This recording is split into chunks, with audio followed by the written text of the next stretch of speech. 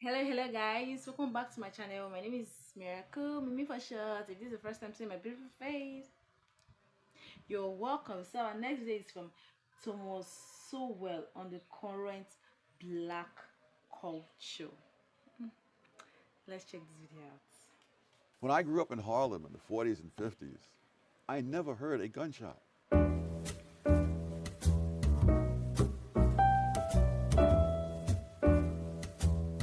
Well, let me read what you say in your preface. You say, "Let me state here, and now that these essays do not mean one, all Southern whites were or are rednecks; two, all Black Americans today or in the past were or are Black rednecks. One cannot predict," you write, "much less forestall all the clever misinterpretations that others might put on one's words. The most that can be done is to alert honest people to the problem."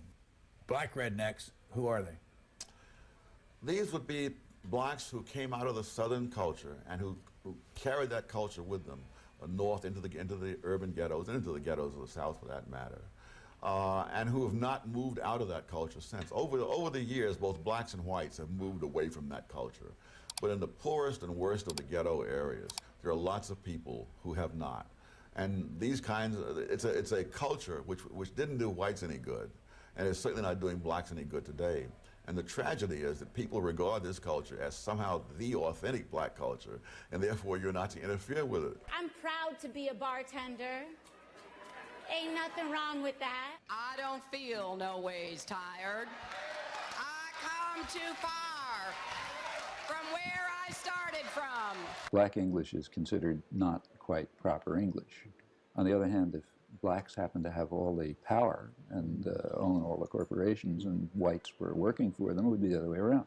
There was a period, I'm trying to remember now, I believe it was in the mid-70s when substandard English began to become began to become viewed as a discipline of its own within linguistic studies and so forth.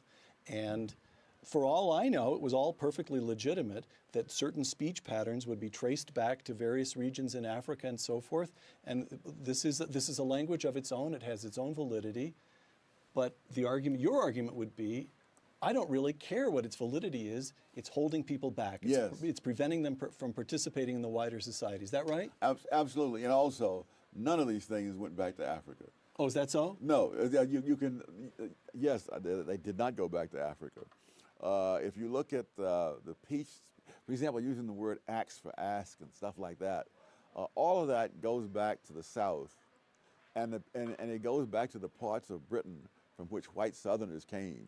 So if you trace calling hog entrails chitlins, that was in a certain section of Britain, the section from which whites moved into the South, and they were known as rednecks and crackers in Britain in centuries past, before they ever set foot in the South.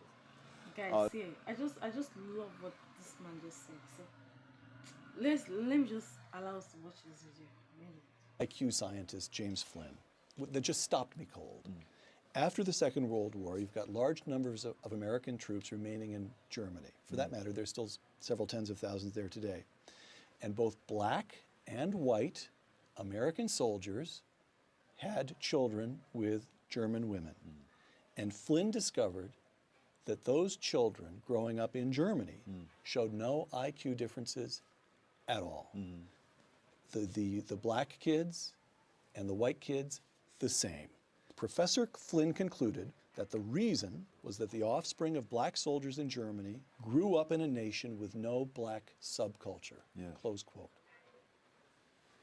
Which means what? Which means they experienced exactly the same expectations. Is this No. The expectations are external.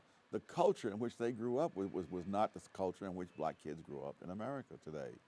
So they had. There's no gangster rap that was pervasively available in Germany.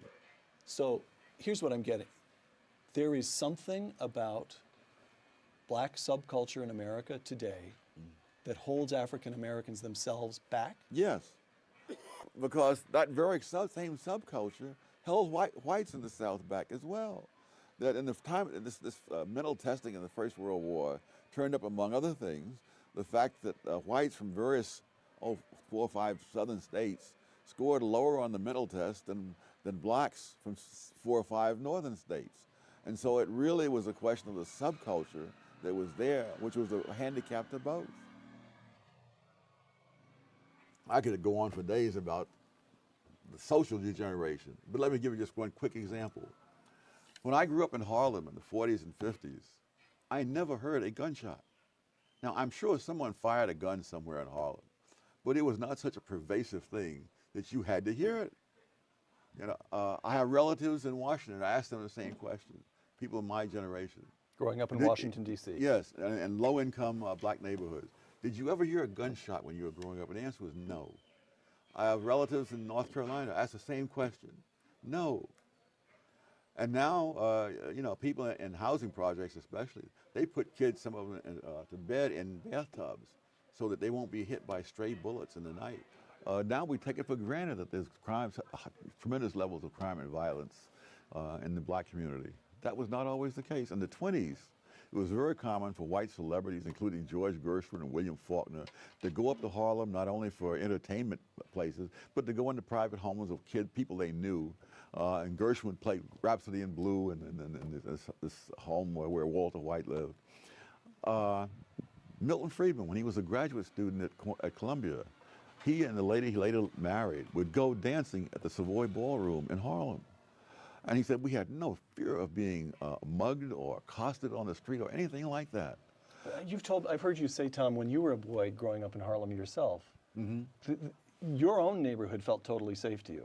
Not totally safe. I wouldn't exaggerate, but there's nothing resembling today. I mean, I did sleep on hot nights. I would sleep out on the fire escape. When I tell people in Harlem that today, they think I'm from another galaxy, you know. But that people slept on the fire escapes in New York and in the public parks in the 30s, all over the city, because it was not a jungle. And you could run through a great number of other things. Children raised without 2 parents present. That was about 22% in 1960.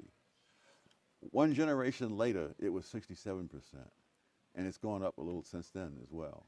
And now the rate among whites is higher than it was among blacks in 1960. Right. I take responsibility. I take responsibility. I take responsibility. Black people are being slaughtered in the streets, killed in their own homes. These are our brothers and sisters, Our friends, our family. We are done watching them die. How do you define a white liberal? Those kinds of people who have the kinds of attitudes that are called liberal in the United States, although the word is misused, those people have created an atmosphere in which these counterproductive cultures are to be celebrated, perpetuated, and the consequences overlooked. It reminds me of a scene in the Blue Max where this general is encouraging this daredevil pilot to do all kinds of wild stunts, you see, knowing that the guy's going to kill himself if he keeps doing this, and therefore the general will be rid of a political problem. Now, I don't think that the white liberals are doing this deliberately, but I think the net results are the same. They are cheering blacks on and doing things that are absolutely self-destructive. One of the things I discovered in the research for my book I'm currently working on is that leaders of groups that are lagging in countries around the world almost invariably have counterproductive policies for them. And it makes perfect sense, because insofar as members of lagging groups assimilate into the values and achievements of the larger society, they don't need those leaders. I mean, there's no mystery to me as to why Jesse Jackson says what he does, or Al Sharpton and others, because that benefits them, but it does not benefit the people they lead. And all the incentives are for leaders to lead people into things that don't help the people, but help the leaders. What you'd create there would be an exception for Dr. King, though, wouldn't there? Yes, but he was different because he was earliest, or what? Why? What's different about him? It's like insurgent movements in general. When an insurgency starts off, by definition, it has an uphill battle. Now, and you can look at the history of Christianity, for heaven's sake. if you're going to be a Christian in the Roman Empire, you know, before in the first century, you had a lot of grief to go through. Now, but after Christianity becomes the official religion of the Roman Empire, this is a bonanza. And there's a lot to be done. And so now you will follow policies that are the opposite of what you advocated. You will see that with all kinds of other insurgent movements. Somewhere, watching this interview, there's a young Thomas Sowell. There's an African American who's smart and wants to do something with his life. It seems to me we've already got one piece of advice you'd offer to him is stay away from the races industry. Stay away from the race hustlers. What advice would you give a young Thomas Sowell? How do you make something of yourself as an African American in America today? The way anybody else would. You equip yourself with skills that people are willing to pay for. I just love that last one. Equip yourself with something people are willing to pay for. Guys, you see why I said Thomas Sowell is so intelligent? Like, his intellectual is top notch. It's none to compare. Thomas Sowell. I'm just so glad I came across Thomas Sowell. And guys, there was a clip where I saw about speaking of good English. Guys, to me, I didn't see anything bad speaking good English. For me, good English, just speaking good English make you to stand out among your peers, make you to feel worthy of yourself. It makes you to be on the right track. It makes you feel good. It makes you feel among.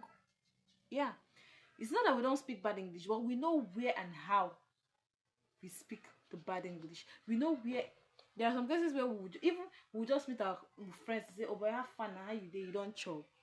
But there are some places that we go, we will not say, "Oh boy," you say, "Hello, good evening, ma." We say, "Hey ma, have you eaten? Should I bring food for you?" Something like that. So speaking of good English is a normal thing. It's not something for you being because you're speaking good English. Then someone will not say we want to be white, or we are trying to be the. Sometimes we even make fun of it and say, "I beg, English no be my papa language, no be my mama language." You get, but it doesn't stop us from speaking good English. In short, in our homes, our parents, our mom, they speak. In short, in this present day or in this generation now, unlike those days when our mom was speaking our tribe for us, like Igbo, she always speak Igbo for us. Yeah, my mom always speak Igbo for us. But even the Igbo, I don't really know how to speak, but man, I hear it very well. I hear my language so well, but not all alone, because our dialects are somehow different, sha. But that doesn't mean parents of these days don't speak good English. Some parents, if they don't speak their language in their houses, they speak good English. They don't speak bad English. There are some children that I know that when growing up, they don't speak bad English. In short, when you are speaking bad English, the way they will look at you as if you don't even know what you're saying. Yeah, I've experienced that with some children. Why? Because right from small, they started teaching them good English, how to speak good English, and the way they speak it. Some of them, yeah, the way they speak it, it's just so me. I not see anything wrong or anything bad speaking good English, or what. I'm not saying anything bad you speaking good English.